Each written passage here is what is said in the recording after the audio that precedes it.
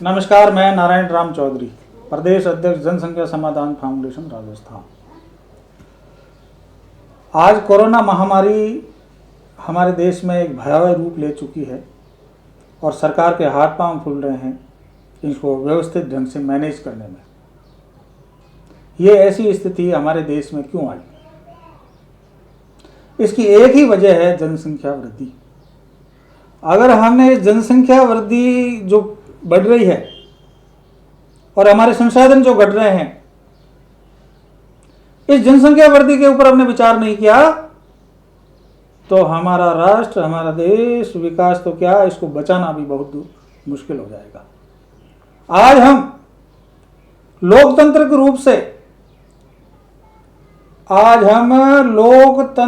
रूप से अल्पसंख्यक हो रहे हैं।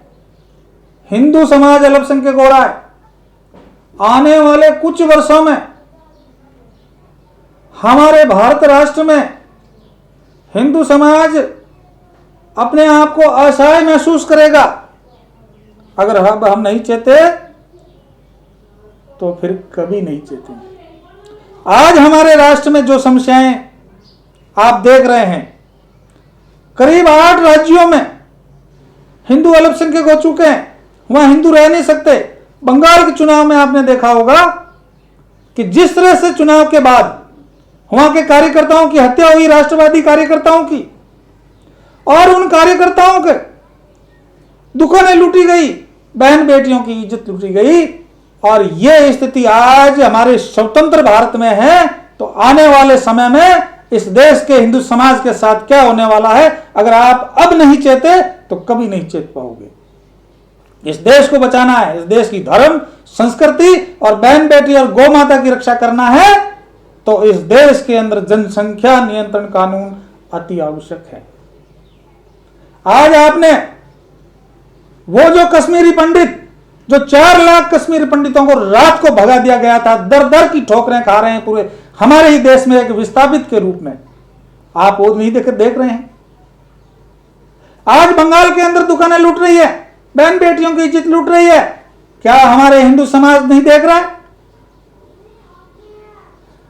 आज अगर इतनी बड़ी काला बाजारी, चोर बाजारी और हॉस्पिटलों के अंदर भीड़ बढ़ रही है, क्या हम नहीं देख रहे हैं? ये इनके बीच में और ये एक इस राष्ट्र को तोड़ने का एक षड्यंत्र है और इन्होंने तय कर रखा है कि हमारे जनसंख्या बढ़ा करके लोकतंत्र पे कब्जा करना। कौन लोग है, किन लोगों की भीड़ बढ़ रही है? ये हिंदू समाज को सोचना होगा, इस देश को बचाना होगा। देश की संस्कृति, राष्ट्र, बहन बेटी और इस भारत माता की अगर रक्षा करनी है तो भारत के अंदर जनसंख्या नियंत्रण कानून इस देश में लागू होना चाहिए। मैं सबसे हिंदू समाज से, हमारे जितने भी मठ और मंदिर हैं, हमारे संत समाज हैं, उन सबको आगे आना चाहिए। और पूरे जितने भी मंदिर हैं सरकार ने कब्जा कर रखा है, सरकार ने ट्रस्ट बना रखी है, सरकार को उनको पूरा मुक्त कर देना चाहिए।